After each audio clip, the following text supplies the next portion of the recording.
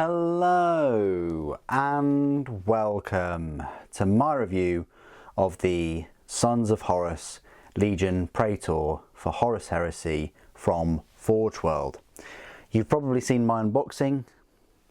This model will cost you £26.50 and consists of 17 resin components and a 32mm base.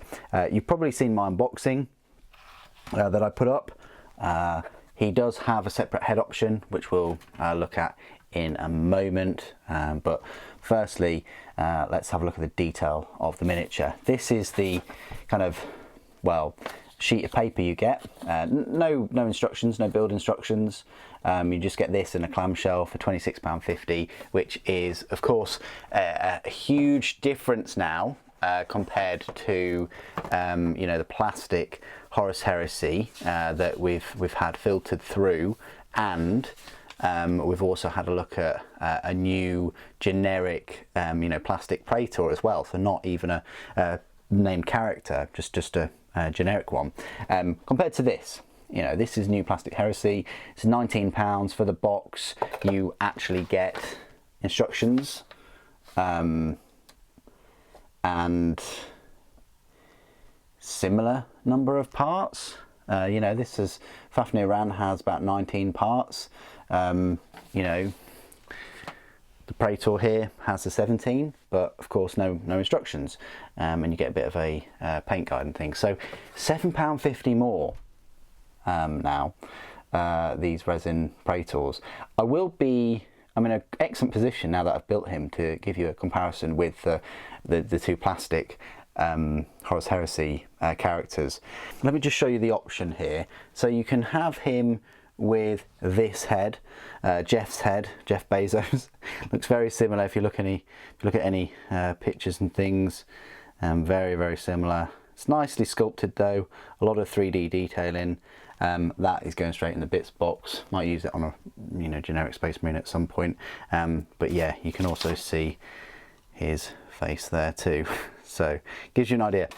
This particular Sons of Horus Praetor is equipped with a Power Fist and a Volkite pistol, I think. There's a fair amount of detail on him. There's a good chunk of 3D detailing. I love the 3D detailing on the skull. Really gives you a sense of depth. The depth of these rivets or studs, whatever you want to call them, on the greaves, and then you've got a different greave there. You've got a bit of a scenic base, a nice tactical rock there. It's not huge, but it gives you that sense that he's on this battlefield. You've got the Power Fist that has some chains and some Sons of Horus iconography, and the same for this left shoulder pauldron, along with this one as well. Really nice big eye there, with some wreaths. The Volkite pistol is very nicely detailed, along with the vambrace, and the cloak is pretty cool too. You've got the it's kind of framed with the 16th Legion sort of numerals, and then you've got a power plant, which is unique to Sons of Horus. It's got the spikes on, it's got some framing, and yeah, the helmet's pretty cool too. I like this sort of form of helmet, and the power armor. It's really quite decent actually. So there you go. That is the Sons of Horus Praetor. Let me go through some comparisons with other minis. So I've already mentioned comparisons between him and Fafnir Ran, which is a plastic Horus Heresy mini that came out very recently. I've also got a Zephon somewhere. He is all the way up here. So it gives you an idea. Let's just have a look at these two, I say characters. Similar size. I mean, the Sons of Horus Praetor is a little bit taller, but just because he's on that scenic base, I guess, well, tactical rock. But all in all, they are the same size. Like if you put Fafnir Ran on the same line as the base, then the Sons of Horus Praetor is taller. But obviously, foot by foot, they're the same. So I hope that clears some Dominion Zephon is a bit harder to kind of judge, but they look similar similar sort of size. So there's the new plastic Horus Heresy compared to Sons of Horus Praetor. Let's have a look at the other offerings from Forge World. Unfortunately, I don't have the resin Sons of Horus Praetor in Terminator armour. I may well get him at some point. It's a lovely looking mini. So all I've got at the moment just here is an Imperial Fist Praetor and an Ultramarines Praetor. So there you go. Size wise, Sons of Horus is a little bit taller than this Imperial Fist, but the Imperial Fist one is running about to slice things up. And compared to the Ultramarines one, it's probably a better comparison. Very similar in height, but of course on that scenic tactical rock with Sons of Horus. So, you know, the Sons of Horus one is a little bit taller than the others because of that scenic base. So, but it's not a massive difference there. Compared to some Praetors in Terminator armour, I do have the huge Imperial Fist Praetor, which is a giant. And then we've got the Ultramarines one as well, so that's where he stands next to those, if that helps at all. So he's a little bit tall for Praetors, but that's because of his base. The final size comparison I'll make is just with normal Space Marine and Primaris, along with Sly Marbo. So normal Space Marine, if we were to kind of put him foot height, he is a little bit taller, even at foot level. Just a little bit compared to a Primaris. Obviously he's kind of like the same height, but that's because of that base. If you put him at foot level, he shrinks down a little bit. And then Sly Marbo, yeah, he's a fair bit bigger, isn't he? Fair bit bigger. So there you go, that's the size comparisons I wanted to make with the Sons of Horus Praetor. Okay, so the final thing left to do in this review is just go through all of his rules. Now, I won't go through any like 40k rules or anything, because there aren't any really for Praetors right now.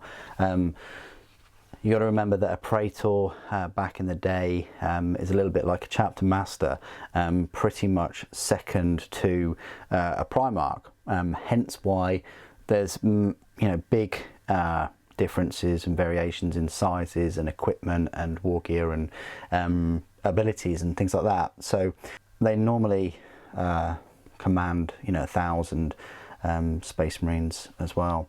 So this Legion Praetor, this is the thing, there's a bit of a difference between a Legion Praetor and a Centurion. Centurion is more like a captain, Praetor is more like a chapter master. So the Praetor himself is a HQ choice, is a points cost of 100, his stat line reads weapon skill 6, ballistic skill 5, strength 4, toughness 4, 3 wounds, initiative 5, 4 attacks, leadership 10 and a save of 2+. Is a unit type of infantry character. The war gear is a bolt pistol, chainsword or combat blade, frag and crack grenades, artificer armor. You've also got war gear for Terminators, and then special rules, Legiones, Astartes, Master of the Legion and independent character. So options, the Praetor may take one of the following: a bolter, a combi weapon, a Volkite charger. They may exchange either their bolt pistol and or chainsword combat blade for one of the following: Volkite Serpenta, a plasma pistol, Archaeotech pistol, heavy chainsword, China Bull sabre, power weapon, power fist, which is what this one's equipped with, single lightning claw, thunder hammer, paragon blade. A Legion Praetor may exchange both their bolt pistol and chainsword combat blade for a pair of lightning claws. They may take melter bombs, digital lasers. They upgrade a single weapon to become a master grafted, and they may take a combat shield, refractor shield, boarding shield, iron halo. They may also take jump pack, Space Marine bike with twin link bolters, and a Legion scimitar jet bike with heavy bolter. So they have this Master of the Legion special rule, which gives them rights of war. it unlocks the use of the rights of war for your army, and a particular detachment in your army may only ever use one right of war generated by the presence of the Master of the Legion that is part of that detachment. Individuals so skilled in the arts of war are rare, even among the Legiones Astartes. A Space Marine Legion army may only include a single model with this rule as part of their HQ choice per 1,000 points in the force. This counts across all detachments in the army. Retinue command squads. A model with this special rule may also include a Legion command squad, as a retinue is part of the same choice of the Master of the Legion on the force organisation chart. And then warlords with the Master of the Legion. The model is the army's warlord and has the Master of the Legion special rule. They may roll twice on their chosen warlord traits chart and select which of the two results they wish to use. So rights of war. You've got a number of rights of war in the appendix.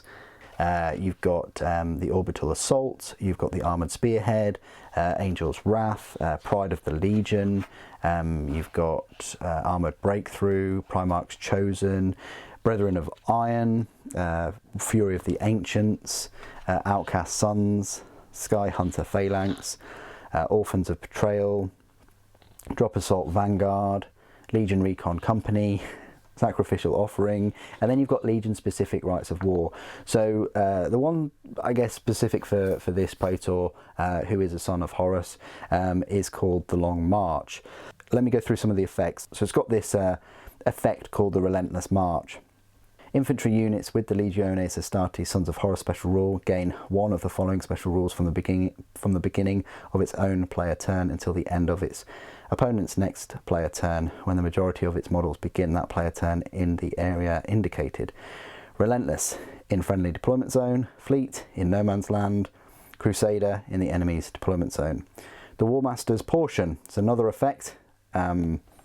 And what that means is on the first turn of the game, a detachment using this right of war may re-roll to hit rolls of a 1. In addition, Legion Terminators may be chosen as non-compulsory troops choices in this detachment. Very nice. Limitations. This right of war may only be used by a Sons of Horus army belonging to the traitor faction and may not be used in conjunction with the Shattered Legion special rules. The detachment may not include any models with the Slow and Purposeful special rule, and detachments using this right of war may not take a fortification detachment or an allied detachment. Of course, you've also got other Legion specific rights of war like the Death Guard, Word Bearers, World Eaters, Emperor's Children, Imperial Fists, Iron Warriors, Alpha Legion, and so on, Ultramarines, and so on and so on and so on. But as he is a Sons of Horus Praetor, I thought I'd just touch upon his rights of war. I think it's a great looking model. I'm so pleased that they managed to sculpt the head off Jeff Bezos and turn him into a miniature. I think that's fantastic. I also like the look of the other Sons of Horus Terminator Praetor as well, so might be worth picking him up. I'm not sure whether they will do like Legion specific. It's difficult for me to say whether they will do Legion specific Praetors and things in plastic. I mean, clearly they have done, and they have done for characters in the form of Fafnir and Zephon, but also they've brought out that, but also in the preview they've shown the Sons of Horus Praetor and an Imperial Fist one, and now a generic Praetor with a really big sword. It's looking good. The sort of transition over to plastic, but I thought, because I picked him up not that long ago, I thought I'd give you a nice review. The review for Sigismund is coming soon. Thank you for your patience for that character. I can't wait to bring you that. And the same for Magnus. I know a lot of people have been waiting for that review. Anyway, what do you guys think of this Sons of Horus Praetor? Please do put your thoughts and opinions down in the comments below. It'd be great to hear from you. Thank you ever so much for joining me today. Thank you for watching. Death to the False Emperor.